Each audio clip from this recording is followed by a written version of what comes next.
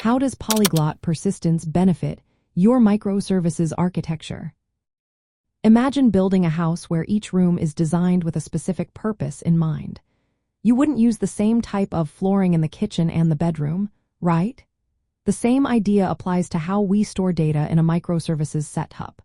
Polyglot persistence means using different types of databases for different services based on what they need. This approach can make your system run smoother and faster. In a microservices architecture, each service is independent and handles a specific task. Some services deal with structured data like customer information, which fits well with relational databases.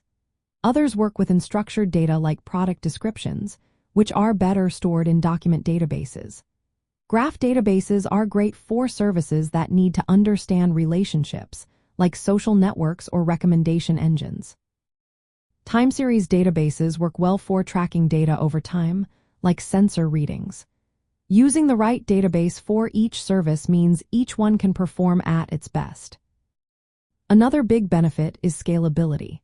If one service needs to handle a lot of analytics data, you can choose a database optimized for that purpose and scale it separately.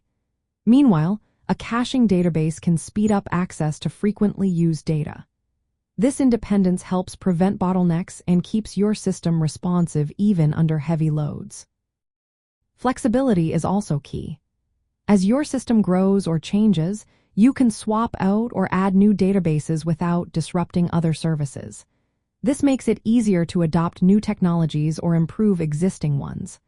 Plus, teams can pick databases they are familiar with, which speeds up development and reduces mistakes. Decentralized data management is another advantage. Each microservice manages its own database, so if one service fails, it doesn't bring down the entire system. This setup improves resilience and fault isolation. Modern applications often work with many data types, like graphs, large documents, or real-time data streams. Traditional relational databases might struggle with these. Polyglot persistence allows you to include specialized databases that handle these data types efficiently, making data modeling and querying easier. For example, an online shopping site might store orders in a relational database for safety, product details in a document database for flexibility, user interactions in a graph database for recommendations, and cached data in memory for speed. While managing multiple databases adds some complexity, the benefits of better performance, scalability, and adaptability outweigh the challenges. Proper design and integration help keep everything running smoothly.